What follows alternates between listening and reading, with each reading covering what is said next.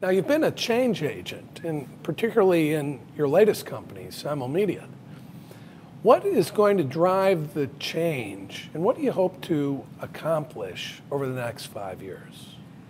So I think, it's funny. I wonder how much sometimes being a change agent is correlation or causation.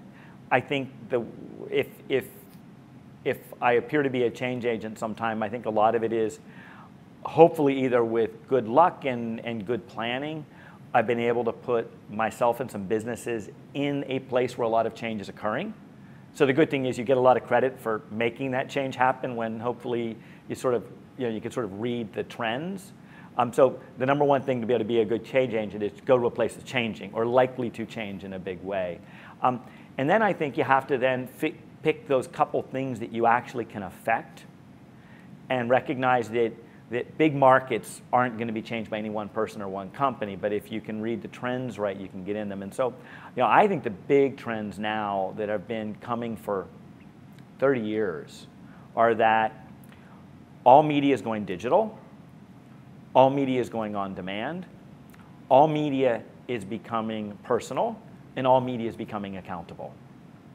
Those are just certainties. There's a question about exactly how it unfolds, and as you know, you were doing interactive on-demand programming in healthcare, decades ago. We're young guys, but like a long, long time ago. So I think a lot of people don't realize how long this has been coming. This has been coming for more than 30 years, like just those pieces. And so I think what we're going to see is in the next 3 or 4 years, it's going to really, really hit. Now, some people call you a serial entrepreneur, and a successful one at that. You've had some very successful exits with sales of your companies for hundreds of millions of dollars. What makes you want to create new businesses? Tell me what motivates you. I didn't start the companies necessarily to make a lot of money.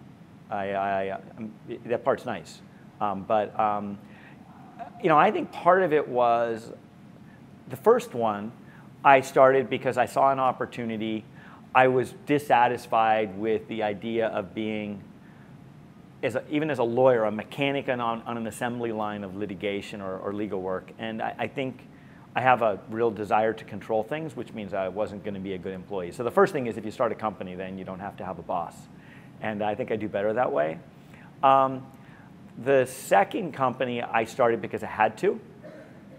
Quite frankly, I had just exited the first one.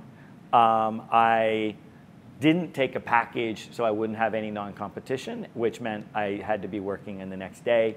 And I had ideas, and I was able to, fortunately, to get some willing backing. And so to me, it was helping change a market or being part of a market change. The third one, when I did have was a very fortunate exit economically. The first one, I didn't really have a fortunate economic exit because what stock I had left in my company, I sold, and not a good time. If I'd held Dave, it would have been a different story with how much value you added to that company over those years. But so with the third company, I don't think I was prepared for a big exit in the second. I was just so focused on get the job done, drive it, that I still felt like I had unfinished business. I didn't have a career path or map in mind what I would do otherwise.